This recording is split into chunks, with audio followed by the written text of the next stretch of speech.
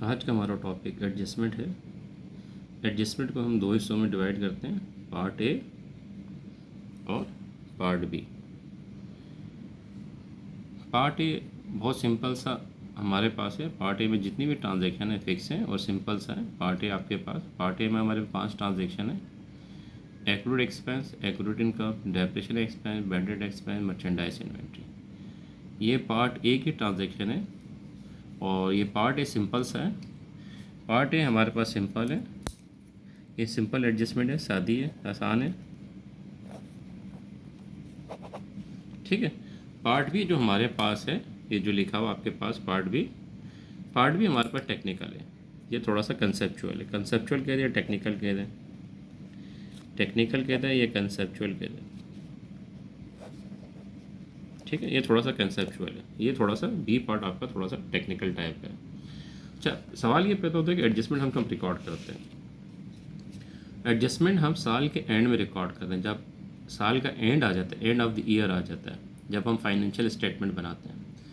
Financial statement बनाने से पहले हम अपने रिकॉर्ड को एडजस्ट करते हैं, उसको एडजस्टमेंट कहते हैं। यानी जो हमारे पे एसेट का अकाउंट है, लायबिलिटी का अकाउंट है, एक्सपेंसेस का अकाउंट है, जितने भी हमारे पे जो अकाउंट है, ठीक है ना, उसको एडजस्ट करते हैं। उसको एडजस्ट को क्या कहते हैं, एडजस्टमेंट कहते हैं। मिसाल के तौर पे आपने एक शॉप किराए पे ली, कब ली आपने, अक्टूबर में, और 6 महीने का आपने एडवांस दिया। अब दिसंबर का एंड आ गया, साल का एंड, जो 6 महीने का जो आपने एडवांस दिया था, ठीक, उसमें से अक्टूबर, नवंबर, दिसंबर 3 महीने आपके एक्सपेंस हो गए और 3 महीने का एडवांस रह गया। तो ये जो आपने एडवांस दिए थे, इस एडवांस के अकाउंट को एडजस्ट करने को हम क्या कहते हैं, एडजस्टमेंट, ठीक है। इसी तरह बहुत सारे अकाउंट हमारे पास होते हैं, उनको हम साल में ले जाके इसी तरह एडजस्ट करते हैं, ठीक है। तो लिहाजा एडजस्टमेंट साल के एंड में हम करते हैं। फाइनेंशियल स्टेटमेंट जब बना रहे होते हैं, यानी इनकम स्टेटमेंट और बैलेंस शीट, जब इनकम स्टेटमेंट और बैलेंस शीट बना रहे होते हैं तो उससे पहले हम अकाउंट को एडजस्ट करते हैं, तो उसको हम कहते हैं एडजस्टमेंट, ठीक। पहला हमारे पास है एक्रूड एक्सपेंस, ठीक है। दूसरा हमारे पास है एक्रूड इनकम। तीसरा हमारे पास है डेप्रिसिएशन एक्सपेंस। चौथा हमारे पास है बैडेड एक्सपेंस। पांचवा हमारे पास है मर्चेंडाइज इन्वेंट्री। ये 5 हमारे पास पार्ट ए में आपके पास एडजस्टमेंट की ट्रांजैक्शन। अब हम देखें, उसको रिकॉर्ड करते हैं। पहले एक्रूड एक्सपेंस, एक्रूड इनकम, ठीक। हमारे पास सबसे पहले है एक्रूड एक्सपेंस। हम यहाँ पे लिखेंगे क्या, एक्रूड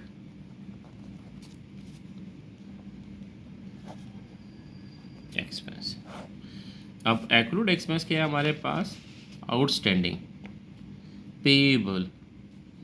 एक्रूड एक्सपेंस क्या हमारे पास, पेएबल, और उसको अनपेड भी कहते हैं, जो आपने अभी तक अदा नहीं किया, ठीक।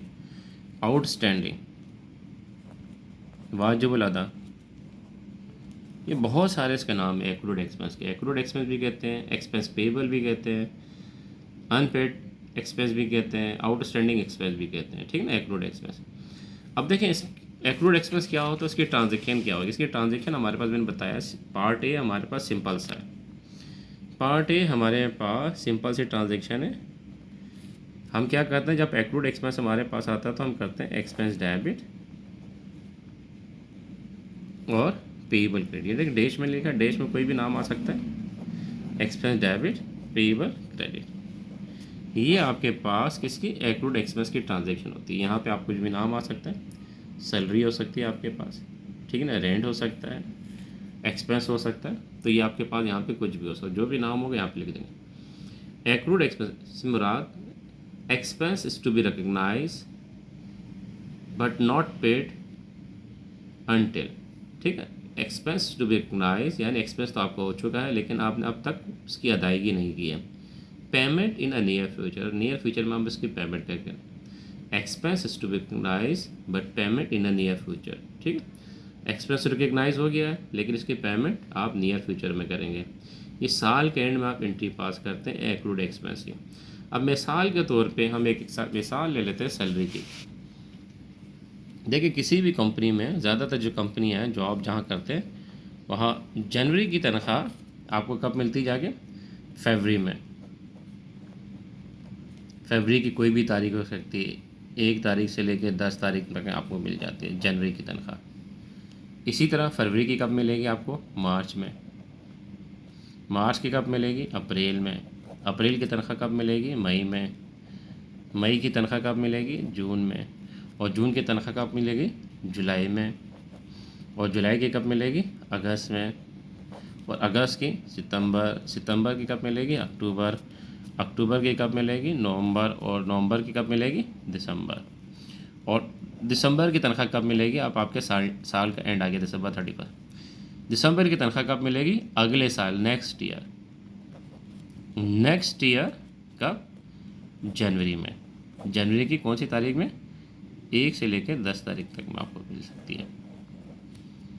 ठीक है, यानी जो जनवरी की तनख्वाह थे, फरवरी की मार्च, अप्रैल, इसी तरह नवंबर की तनख्वाह दिसंबर में। दिसंबर 31 हमारा एंड आ गया, साल का एंड। साल का एंड आ गया हमारे पास। अब ये तनख्वाह हमने, जो साल का एंड आ गया, हमने तनख्वाह कब देनी है? दिसंबर की, जनवरी नेक्स्ट मंथ में देनी है।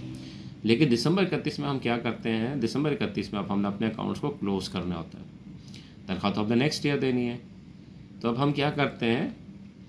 हम यहाँ पे लिख देते हैं एक्सपेंस डेबिट पेबल। मिसाल की अभी सैलरी है, तो हम क्या एंट्री पास करेंगे इसकी? दिसंबर 31 में आके क्या एंट्री पास होगी? देखें, सैलरी एक्सपेंस डेबिट और सैलरी पेबल, ये एंट्री पास होगी। जो भी अमाउंट होगी ये एंट्री आ जाएगी, salary expense debit, salary payable. देखें, एक्सपेंस डेबिट पेबल क्रेडिट। ठीक है, ये कब आप पास करेंगे? दिसंबर 31 में। जबकि आप ये जितने भी आपने जो एंट्रियाँ पास करी जनवरी, फरवरी, मार्च में, इससे पहले दिसंबर, बिफोर इससे आपने जनवरी से लेके क्या कहते हैं, सॉरी, कब से? फरवरी 1 से लेके, फरवरी से लेके दिसंबर तक जो आपने एंट्रियाँ पास की होगी, आपने क्या किया होगा?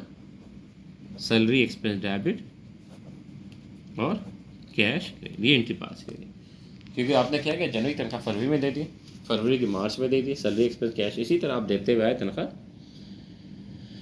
नवंबर की तनख्वाह आपने दिसंबर में दे दी, ठीक है, नवंबर की तनख्वाह आपने दिसंबर में दे दी, ठीक।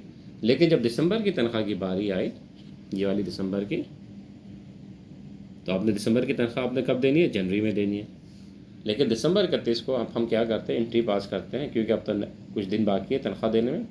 तो हम क्या करते हैं? Salary expense debit, salary payable credit, ठीक है। तो ये एंट्री होती है किसकी? फिक्स एंट्री है, याद रखना, किसकी? एक्रूड एक्सपेंस की। जहाँ पे भी एक्रूड एक्सपेंस आ जाए, ये एक्सपेंस पेबल आ जाए, या आपका सैलरी आउटस्टैंडिंग आ जाए, या अनपेड आ जाए, ऐसा लफ्ज़ लिखा हो, तो आपने क्या एंट्री पास करनी है? एक्सपेंस डेबिट पेबल क्रेडिट, ठीक है। ये आप याद रखें, ये आपके पास एक्रूड एक्सपेंस की ट्रांजैक्शन आपके पास आ गई।